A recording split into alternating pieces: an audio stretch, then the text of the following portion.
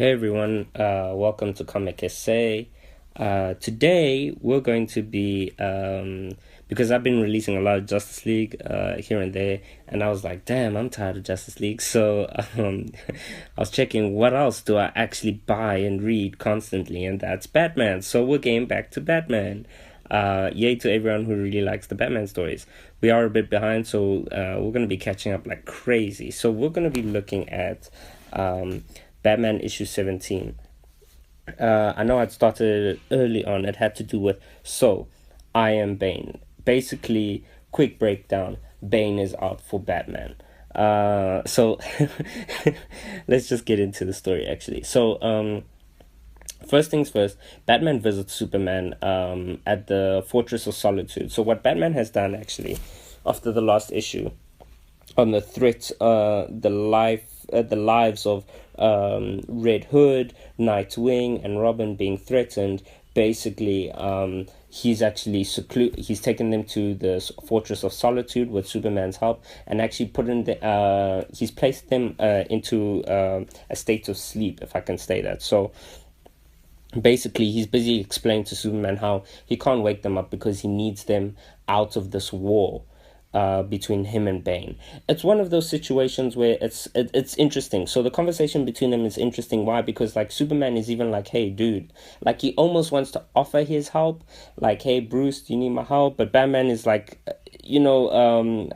what's that saying? If it happens in the family, it stays in the family. So he has to sort of deal with it because it's in the family. This is his city. This is his villain, sort of thing. And also not only that, he's threatened Batman's family. So Bane has gone ahead and threatened what essentially is Batman's family, and it's one of those things like, no, it's my family. I'm gonna deal with it. I guess a good example of this would be. If your mom and father are going through financial issues, you don't go and spread it around to their friends and family here and there. You keep it within the family and you deal with the issue within the family. All right. So basically, because it's an attack on his family. All right.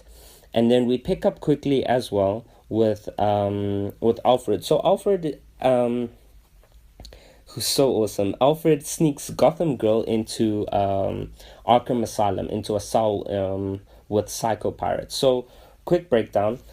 Pirates is Pirates is an actually very interesting character, and I've read a few things as catching up with DC.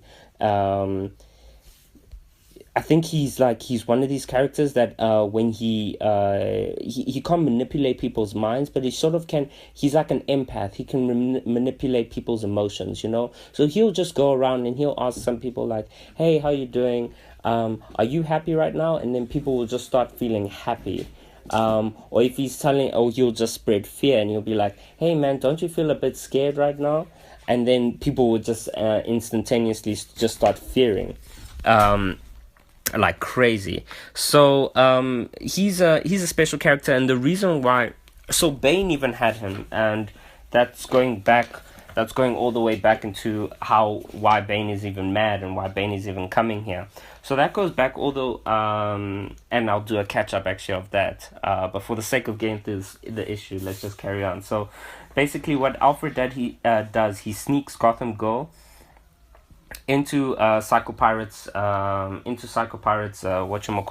his cell at Arkham Asylum, and he basically threatens Psycho Pirate. He holds a gun to his hand and says, "Hey, listen, I need you to start." And he brings his mask even, and he says, "Hey, listen, I need you to start helping Gotham Girl getting back to being brave." So Gotham Girl, real quick catch up, and I'll get back to her also later on when we do a catch up on her, on the earlier Batman stories.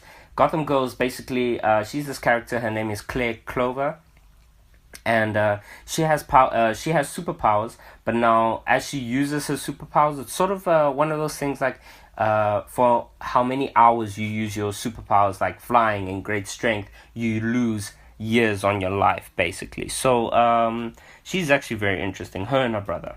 So, but basically Gotham Girl is going through rehabilitation for the next 4 days to basically become brave again. Obviously, of what happened between her and her brother, and with Batman is here to basically help her. So, then at the same time, while this is going on, so this is like day one, and the thing is, the rehabilitation takes 4 days, and Bane basically wants Psycho Pirate back in the next 4 days. So, well, now, because Batman wouldn't need any use, wouldn't need what's his name, wouldn't need Psycho Pirate after 4 days, basically. But Bane wants him now. So, as Bane and Batman are basically having this personal war, and what you're seeing is throughout the issue, we see that Selina, which is Catwoman, she's disguised. She's trying to leave Gotham. It's sort of like everyone knows like Bane is coming to Gotham, and we're all scared.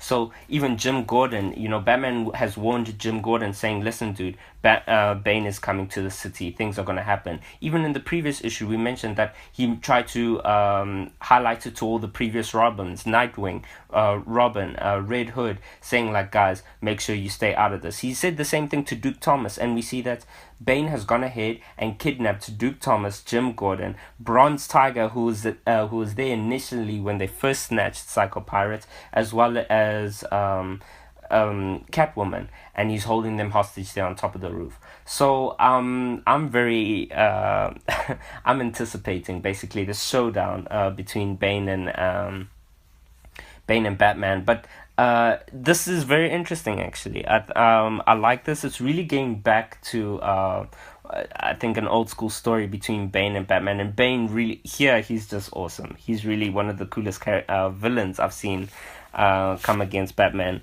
in a long time. So yeah, if you like it, please like, subscribe as well, and let me know your thoughts, everyone, so we can continue doing these videos.